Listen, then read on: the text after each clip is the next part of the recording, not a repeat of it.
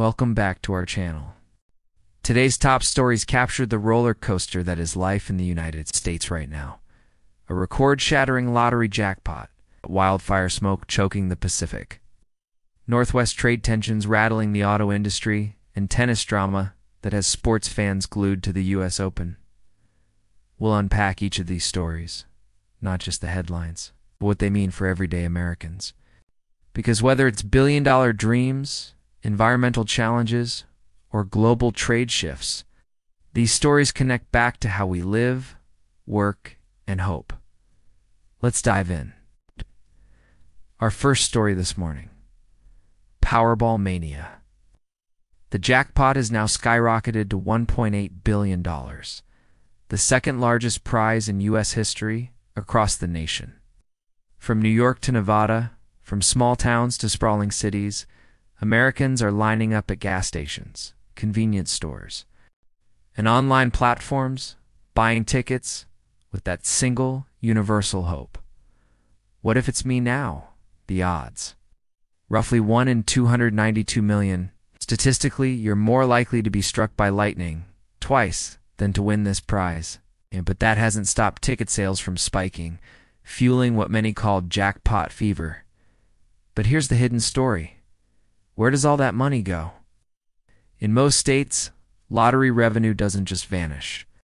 It funds education, senior programs, infrastructure, and public health. For example, in Tennessee, proceeds go straight into scholarships for students. In California, they bolster school budgets. In Florida, they support community projects. So while one lucky winner might walk away a billionaire, millions of others benefit indirectly, even if their ticket never hits. Still, there are critics. Financial advisors warn that jackpot hype feeds false hope, luring lower-income Americans into spending on tickets they can't really afford. And history tells us another hard truth. Many lottery winners end up bankrupt within a decade. The sudden flood of wealth often proves harder to manage than the dream itself.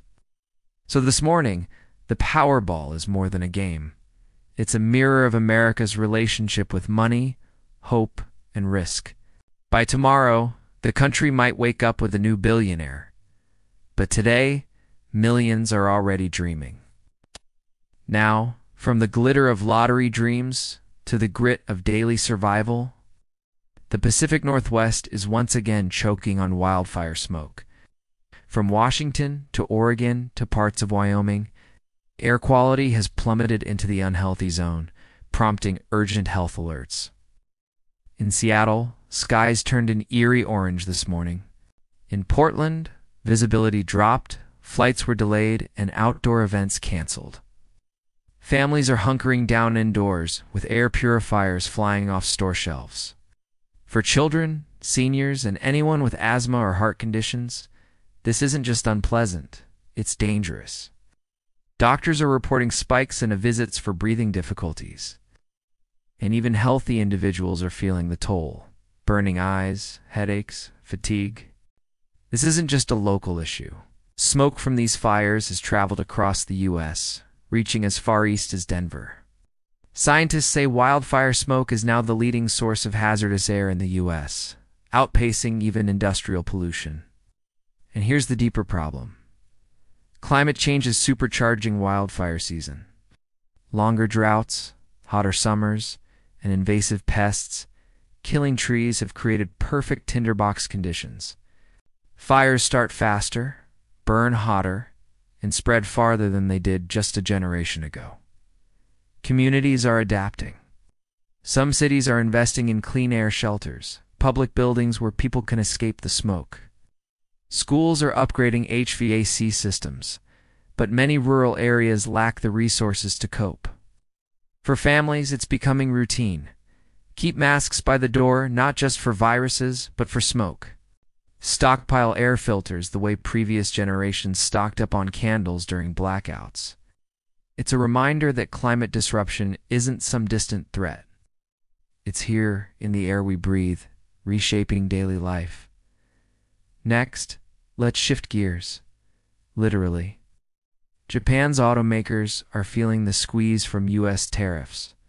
Earlier this year, tariffs on imported vehicles were reduced from a staggering 27.5% down to 15%. On paper, that sounds like relief. But for smaller Japanese manufacturers, it's still a crushing cost. The giants, Toyota, Honda, Nissan, can absorb the hit. But smaller brands, the ones trying to break into the U.S. market, are struggling. Some are delaying launches. Others are cutting back production. For American consumers, this translates into higher prices, fewer options, and delays in deliveries. Economists warn this could ripple outward. Car dealerships in states like California, Texas, and Florida rely heavily on Japanese imports. If those slow down, jobs and sales go with them. This story isn't just about cars, it's about global trade wars. Every tariff, every duty, every retaliatory measure reshapes how goods flow across borders. And in an interconnected economy, what happens in Tokyo's factories can affect families in Detroit, Dallas, and Des Moines. As one analyst put it, trade wars aren't fought on battlefields. They're fought in showrooms, checkout lines, and household budgets. Now, from politics and economics to pure adrenaline. The U.S. Open Men's semifinals lit up New York last night as Jannik Sinner battled through a tough 5-set match against Auger Aliassime. Exhausted but victorious, Sinner now advances to face none other than Carlos Alcaraz in what fans are calling the rematch of the year. Their rivalry has already produced some of the most thrilling matches in modern tennis. With marathon rallies and momentum swings that keep fans on the edge of their seats, for Sinner, it's a shot at redemption. For Alcaraz, it's a chance to reaffirm his dominance. And for tennis, it's another reminder that the next generation has fully arrived. Beyond the spectacle, this matchup highlights something deeper: the importance of resilience. Both athletes have faced injuries, criticism, and crushing defeats, but each time they've bounced back stronger. And in an era when so much news feels heavy, moments like these remind us of sport's unique power to inspire, to unite, and to thrill. So what ties these stories together? The Powerball Jackpot shows our hunger for hope even when the odds defy reason. The Wildfire smoke shows the urgent challenges reshaping daily life in America. The auto tariffs remind us that global trade wars end up at our own doorsteps. And the U.S. Open shows us the resilience of the human spirit. Different stories, one common thread: the pressures and possibilities of life in today's America.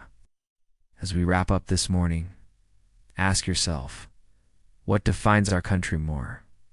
The dreams we chase, the challenges we endure, or the resilience we show? Whether you're holding a lottery ticket, checking the air quality on your phone, shopping for a car, or cheering on your favorite athlete, these stories touch your life. That's what makes news powerful. It isn't just headlines, it's our shared story. Thank you for joining us this morning. If you found this breakdown useful, don't forget to like, subscribe, and share. Drop a comment below. Which of today's stories hit home for you? Stay informed, stay safe, and we'll see you tomorrow morning with more of the stories shaping America.